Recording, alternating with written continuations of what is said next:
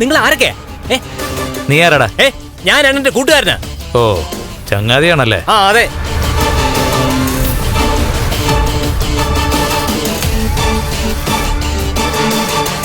ഇവിടെ ഒരുത്തൻ വന്നിട്ട് പോയാലോടാ, നിന്നെയൊക്കെ മലയിലേക്ക് പറഞ്ഞു വിട്ട ഒരുത്തൻ.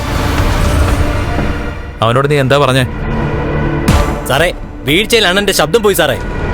ഇപ്പൊ സംസാരിക്കാനൊന്നും പറ്റുന്നില്ല.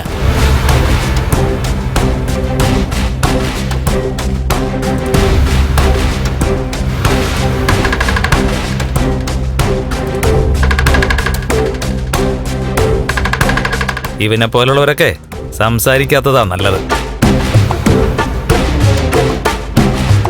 മലയ്ക്ക് പോയ സ്വാമിമാരെ അവിടുന്ന് കൊക്കയിലോട്ട് തള്ളിയിട്ട് കൊല്ലാനാ ഇവനും മരിച്ചുപോയ നിന്റെ അണ്ണന്മാരും ഒക്കെ നോക്കിയത്. അതിനകത്ത് ഇവ മാത്രമാ രക്ഷപ്പെട്ടത്. കേസിനും വഴക്കിനുമൊക്കെ പോയാലേ ഇവനും കുടുങ്ങും, ഇവനെയൊക്കെ വച്ചവന്മാരും കുടുങ്ങും. അല്ല, അവനിപ്പോ എന്താ പറഞ്ഞിട്ട് പോയത്? പ്രത്യേകിച്ചൊന്നും പറഞ്ഞില്ലായിരുന്നു സാറേ.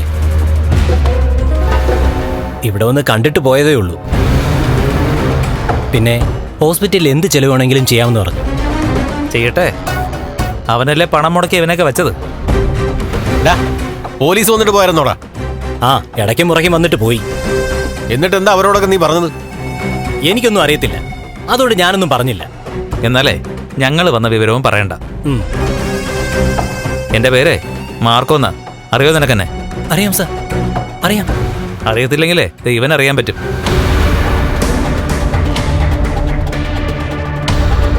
ഡാ, ഇപ്പോഴും നിന്റെ കാര്യത്തിലുണ്ടല്ലോ മലയ്ക്ക് പോകാനുള്ള മാല.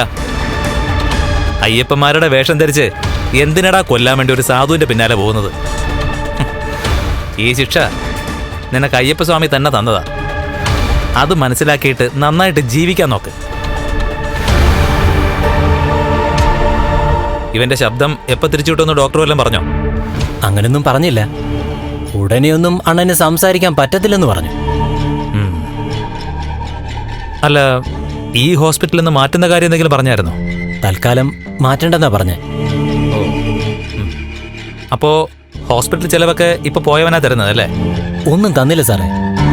ഇപ്പൊ ഞങ്ങൾ കൂട്ടുകാരെല്ലാം കൂടി ചേർന്നാ പൈസ ചെലവാക്കുന്നത്.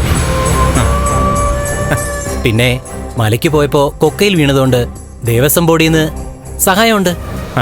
ഇനി ആരും സഹായിച്ചില്ലെങ്കിലും ഇപ്പൊ പോയില്ലേ, അവന്റെ വീട്ടിൽ പോയി നീയൊക്കെ സത്യാഗ്രഹം ഇരുന്നാ മതി. അവൻ എന്ത് വേണമെങ്കിലും ചെയ്തു തരും. പിന്നെ ഒരു കാര്യം, ഞാനിവിടെ വന്ന വിവരം അവനോട് പറയണ്ട. അല്ല, പറഞ്ഞാലും കുഴപ്പമൊന്നുമില്ല. പക്ഷേ തൽക്കാലം അവനത് അറിയണ്ട. ഒരു കാര്യം ഞങ്ങൾ പറഞ്ഞാ അതേപടി ചെയ്തോണം. അല്ലെങ്കിലേ നീ ഇതുപോലെ ശബ്ദമില്ലാതെ കിടക്കും. പറഞ്ഞില്ലെന്ന് വേണ്ട. കേട്ടല്ലോ, നിനക്കൊക്കെ ശബ്ദം ഉണ്ടായാലല്ലേ ആരെങ്കിലും വരുമ്പോ എന്തെങ്കിലുമൊക്കെ പറയൂ. അതില്ലാതായി കഴിഞ്ഞാൽ പിന്നെ കുഴപ്പമില്ലല്ലോ.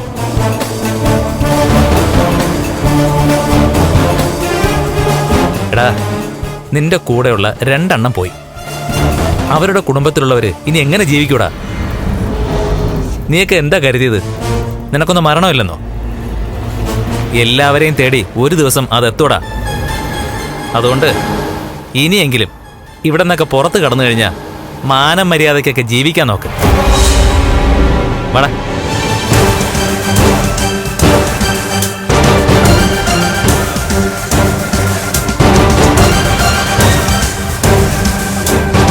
അണ്ണാ, ഇവനാണോ അണ്ണനെ തള്ളിയിട്ടത്? പക്ഷേ അവനെ ഒന്നും ചെയ്യാൻ പറ്റില്ലല്ലോ അണ്ണാ. അവൻ അതുപോലൊരു സാധനമല്ലേ അണ്ണാ.